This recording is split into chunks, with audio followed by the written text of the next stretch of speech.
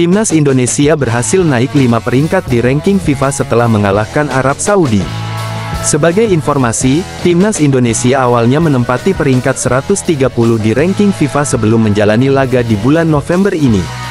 Posisi Timnas Indonesia sempat turun 2 peringkat ke posisi 132. Hal tersebut merupakan buntut dari kekalahan Timnas Indonesia dari Jepang. Duel ini terlaksana di Stadion Utama Gelora Bung Karno, Jakarta, Jumat tanggal 15 November tahun 2024. Kala itu, Timnas Indonesia kalah dari Jepang dengan skor telak 0-4. Kekalahan tersebut membuat Timnas Indonesia kehilangan 2,93 poin FIFA. Tim asuhan Shin Tae-yong lalu turun ke posisi 132 dengan raihan 1115,94 poin. Namun, Timnas Indonesia kini berhasil naik 5 peringkat. Hal tersebut disebabkan karena keberhasilan Timnas Indonesia mengalahkan Arab Saudi. Duel Timnas Indonesia vs Arab Saudi terlaksana di Stadion Utama Gelora Bung Karno, Jakarta, Selasa tanggal 19 November tahun 2024. Skuad Garuda sukses menumbangkan Arab Saudi dengan skor 2-0. Dua gol Timnas Indonesia diborong oleh Marcelino Ferdinand. Tim Merah Putih berhak ketambahan 19,16 poin FIFA atas kemenangan ini. Timnas Indonesia kini memiliki poin sebanyak 1135,1 di ranking FIFA. Jumlah tersebut mengantarkan Timnas Indonesia naik 5 peringkat di ranking FIFA. Rafael Struijk DKK kini bertengger di urutan ke-127 dunia. BOLASPORT.com, pelatih Timnas Indonesia Shin Tae-yong memberikan pesan khusus buat anak asuhnya jelang lawan Jepang agar pertandingan ini tak ada penyesalan nantinya. Timnas Indonesia akan menjamu Jepang dalam laga kelima grup C kualifikasi Piala Dunia 2026 zona Asia di Stadion Utama Gelora Bung Karno SUGBK Senayan, Jakarta, Jumat tanggal 14 November tahun 2024. Ini menjadi laga penting buat Timnas Indonesia apabila ingin menjaga asa lolos ke Piala Dunia 2026. Apalagi peluang tim Merah Putih lolos ke putaran selanjutnya masih terbuka lebar. Hal ini karena Arab Saudi sukses menahan imbang Australia 0-0 dalam laga grup C di Stadion Melbourne Rectangular, Melbourne, Kamis tanggal 14 November tahun 2024. Dengan hasil ini semua tim yang berada di grup C masih memiliki peluang besar karena poin yang dikumpulkan tak berbeda jauh kecuali Jepang. Jepang memang menjadi tim yang belum pernah terkalahkan dalam putaran ketiga ini. Tim berjulukan Samurai Biru itu memimpin puncak klasemen dengan mengemas 10 poin, dengan catatan menang 3 kali dan imbang sekali. Untuk itu, pertandingan melawan Jepang ini tak akan menjadi laga mudah buat skuad Garuda. Shin Tae-yong pun mengakui pertandingan melawan tim terkuat di Asia ini tak akan mudah. Namun, ia menekankan kepada JIZS dan kawan-kawan agar menampilkan yang terbaik agar tak ada yang disesali nantinya. Pastinya besok akan jadi pertandingan yang sangat sulit bagi kami, ujar Shin Tae-yong kepada awak media termasuk Bolasport.com dalam konferensi pers jelang lawan Jepang, di SUGBK, Senayan, Jakarta, Kamis tanggal 14 November tahun 2024. Namun, semua pemain termasuk saya ingin menjadikan laga ini sebagai laga yang tidak disesali setelah selesai, ucapnya. Hasil pertandingan tidak ada yang tahu pastinya, itulah plan pertandingan dari saya. Lebih lanjut saat ditanya terkait pesan apa yang diberikan kepada para pemain Timnas Indonesia jelang melawan tim peringkat ke-15 dunia tersebut.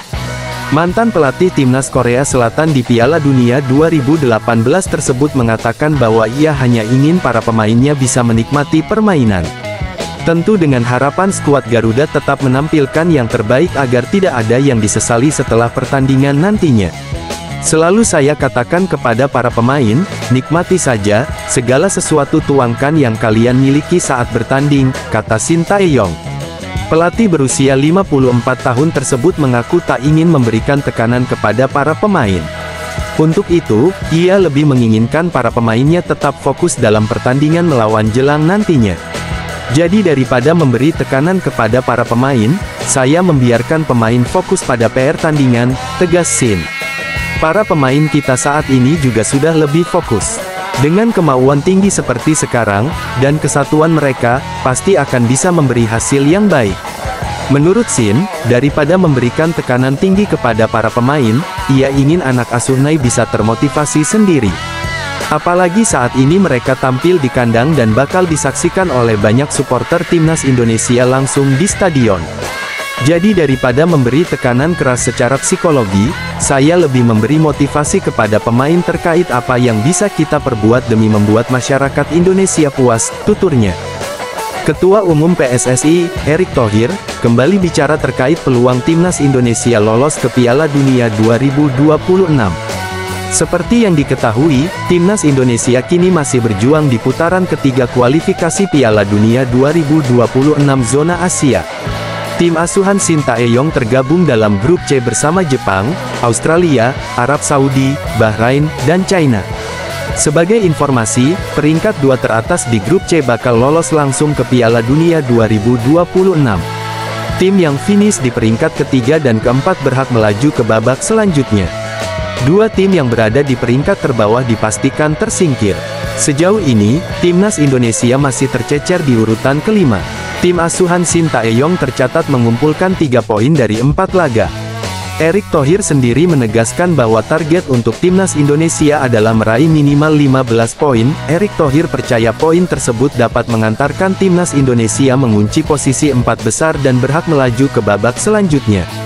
Kita fokus saja, kan targetnya kemarin 15 poin, kemarin tangga targetnya 15, nah kemarin dari game baru ada 4 game 3 poin. Ya kalau ternyata beberapa game depan kita menang-menang ya posisi 3-4 masih dimungkinkan kita coba, kata Erick Thohir. Sementara itu, timnas Indonesia harus menghadapi tantangan berat di bulan November ini.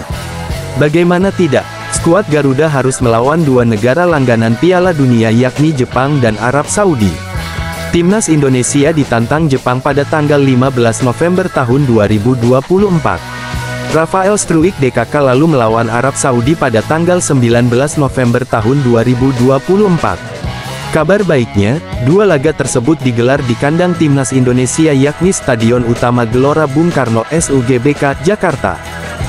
BOLASPORT.com, timnas Indonesia bakal mendapat banyak keuntungan bila mampu mengalahkan Jepang. Salah satu keuntungan terbesar yakni banyaknya poin FIFA yang diraih. Timnas Indonesia akan ketambahan 22,07 poin bila mampu mengalahkan Jepang. Tambahan poin tersebut membuat timnas Indonesia berpeluang naik 5 peringkat di ranking FIFA. Sebagai informasi, timnas Indonesia saat ini menghuni posisi 130 di ranking FIFA. Lalu bagaimana kalau hasilnya seri? Timnas Indonesia rupanya masih mendapatkan poin cukup banyak bila sanggup menahan Jepang. Tim asuhan Shin Tae-yong nantinya berhak ketambahan 9,57 poin dan berpeluang naik 2 peringkat di ranking FIFA. Timnas Indonesia baru akan turun peringkat jika menderita kekalahan dari Jepang. Kekalahan tersebut bakal membuat timnas Indonesia kehilang 2,93 poin dan bisa saja turun 2 peringkat. Sementara itu, keberhasilan timnas Indonesia meraih poin FIFA lawan Jepang tentu akan menjadi kerugian bagi Malaysia dan Vietnam. Seperti yang diketahui, timnas Indonesia, Malaysia dan Vietnam bersaing sengit di ranking FIFA. Malaysia sekarang menempati peringkat ke-133. Jarak poin timnas Indonesia dan Malaysia tak lebih dari 6 poin. Kemenangan timnas Indonesia atas Jepang tentu akan membuat Malaysia semakin kesulitan mengejar tim merah putih. Di sisi lain, Vietnam kini berada di urutan ke-119. Posisi Vietnam memang cukup jauh dari timnas Indonesia. Jarak poin tersebut akan terpangkas separuh bila timnas Indonesia dapat mengalahkan Jepang. Perlu diketahui, duel timnas Indonesia vs Jepang akan terlaksana pada Jumat tanggal 15 November tahun 2024. Laga ini rencananya dihelat di Stadion Utama Gelora Bung Karno, Jakarta.